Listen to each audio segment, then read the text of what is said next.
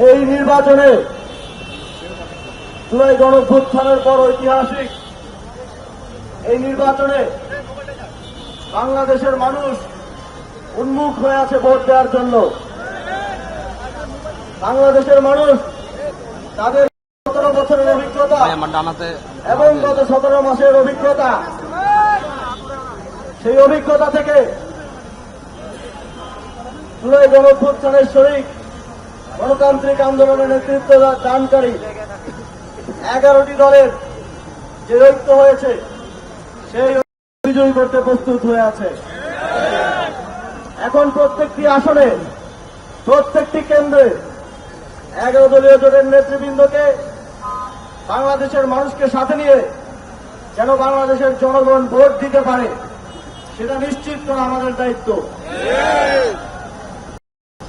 মাঠে ঘাটে যেভাবে দাঁড়িপাল্লা সাপলাকলি রিকশার জয় জয়কার শুরু হয়েছে, যদি শুধুমাত্র আমরা নিশ্চিত করতে পারি যে বাংলাদেশের জনগণ 12ই ফেব্রুয়ারি ভোটটা নিয়ে ফিরে যেতে পারবে, তাহলে 12ই ফেব্রুয়ারি সন্ধ্যার মধ্যে আমাদের বিজয়ের ঘোষণা চলে আসবে ইনশাআল্লাহ।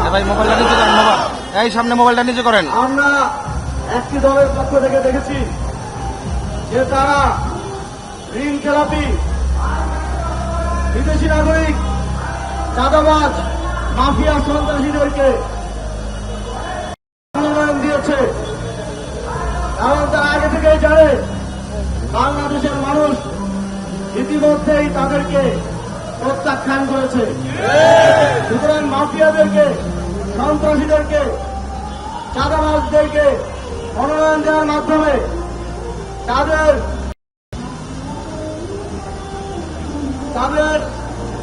অসৎ শক্তিকে ব্যবহারের মাধ্যমে ভোট চুরি করে, কেন্দ্র দখল করে নির্বাচনের জয়ের পায়তারা তারা করছে। এবং তার অংশ হিসেবে আমরা দেখেছি নির্বাচন কমিশন প্রতিদিন নতুন নতুন সারপ্রাইজ দিচ্ছে। গতকালকে সারপ্রাইজ দিল 400 গজের মধ্যে মোবাইল নেওয়া যাবে না, যাতে কেন্দ্র দখল করে ভোট কাটা যায়। আজকে আমাদের ঐক্যবদ্ধ চাপের মুখে তারা সেই সিদ্ধান্ত থেকে সরে এসেছে। আমরা দেখেছি আমাদের তরুণেরা যারা জীবন দিয়ে জুলাই গণঅভ্যুত্থান করেছে, তাদের প্রশিক্ষণ প্রাপ্ত একটি অংশ বিএমসিসি, যাদেরকে সব নির্বাচনে আমরা দেখেছি কেন্দ্রে থাকতে, এবার তাদেরকে কেন্দ্রে থাকতে দিবে না। আজকে আমরা একটু আগে নির্বাচন কমিশনে বলে এসেছি অবশ্যই আমার বিএনসিসির ভাইদেরকে কেন্দ্রে দায়িত্ব পালন করতে দিতে হবে। দেশপ্রেমিক শক্তিকে কেন্দ্রে উপস্থিত থাকতে দিতে হবে, যাতে তারা ভোট চোর, কোন মাফিয়া, কোন চাঁদাবাজ কেন্দ্র দখল করতে না পারে। নির্বাচন কমিশন বলেছে তারা এটা বিবেচনা করবে। আমরা তাদের কাছে দাবি জানাচ্ছি, জনগণের পক্ষ থেকে দাবি জানাচ্ছি অবশ্যই বিএনসিকে দায়িত্ব পালন করতে দিতে হবে এবং 11 দলীয় জোটের সকল নেতাকর্মীকে 12 তারিখ প্রস্তুত থাকতে হবে। আপনারা যারা 5ই আগস্ট জীবন দিতে পেরেছেন তাদের জন্য 12ই ফেব্রুয়ারি জনগণের ভোটাধিকার নিশ্চিত করা কোনো ব্যাপারই না। আপনারা যারা রক্ত দিয়েছেন, আমার ভাইয়েরা হাত হারিয়েছে, পা হারিয়েছে, চোখ হারিয়েছে, কিন্তু বাংলাদেশকে শেখ হাসিনার মাফিয়াতন্ত্র ফ্যাসিবাদ থেকে মুক্ত করেছে।